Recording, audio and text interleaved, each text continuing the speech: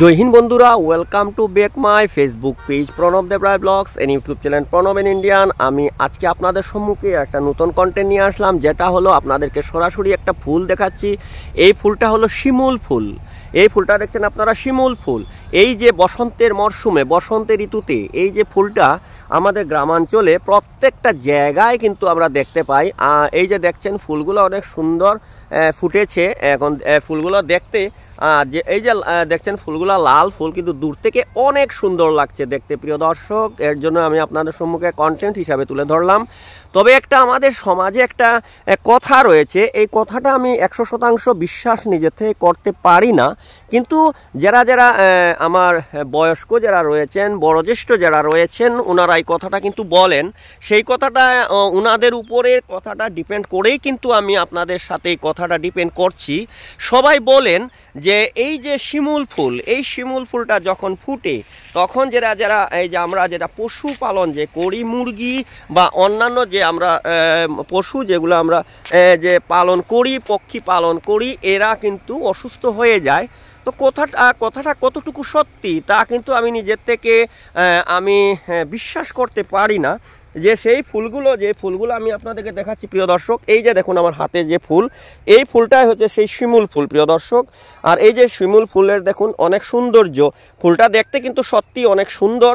আর এই ফুলটাই পরে বড় হয়ে এইটা একটা তুলার একটা রূপ নেবে, একটা কলার মতো দেখতে হবে এবং একটা তুলার রূপ নেবে প্রিয় দর্শক।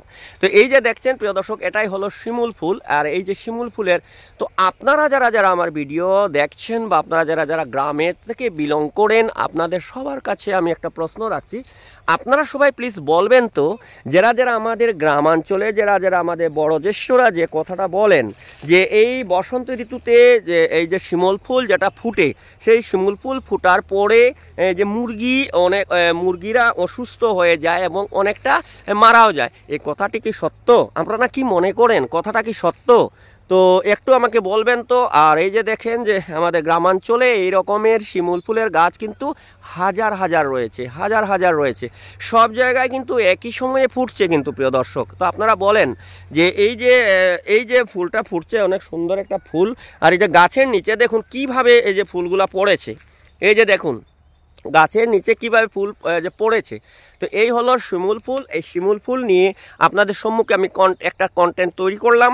তো আপনাদের সবার কেমন লাগলো অবশ্যই আপনার কমেন্টসে বলবেন। অজস্র ফুল ফুটেছে, এই যে গাছটাতে দেখছেন এখানে অজস্র ফুল ফুটেছে, আর এবং এই ফুল থেকেই কিন্তু এই যে একটা রূপ নেবে, একটা তুলা যে কলার মতো হবে, কলার মতো হয়ে একটা এখান থেকে একটা তুলার একটা রূপ নেবে প্রিয় দর্শক। তো এই যে আপনাদের সম্মুখে একটা কন্টেন্ট হিসাবে তুলে ধরলাম, তো আপনারা সবাই দেখলেন। আরেকটা কথা বলবো, এই যে শিমুল ফুলের কিন্তু কয়েকটা কালারের হয়। আমি যেটা দেখছি এখানে, যেটা দেখছি একেবারে নিখুঁত লাল। এখানে যে দেখছি এই যে গাছটা একটা হলো নিখুঁত লাল, কিন্তু আরেকটা জায়গায় দেখলাম একটু অরেঞ্জ কালারের, সেটাও আপনাদের সবার সম্মুখে আমি তুলে ধরছি। এই যে দেখছেন প্রিয় দর্শক, এটা কিন্তু আবার একেবারে নিখুঁত লাল নয়, এটা দেখতে একটু অরেঞ্জ কালারের। এই দেখুন আমি আপনাদেরকে সামনে থেকে দেখাচ্ছি, এই দেখুন একটু দেখতে, এই দেখুন দেখতে কিন্তু একেবারে অরেঞ্জ কালার, একেবারে লাল নয় প্রিয় দর্শক। এই যে দেখছেন, এই যে দেখুন অনেক সুন্দর গাছ, অনেক গাছ।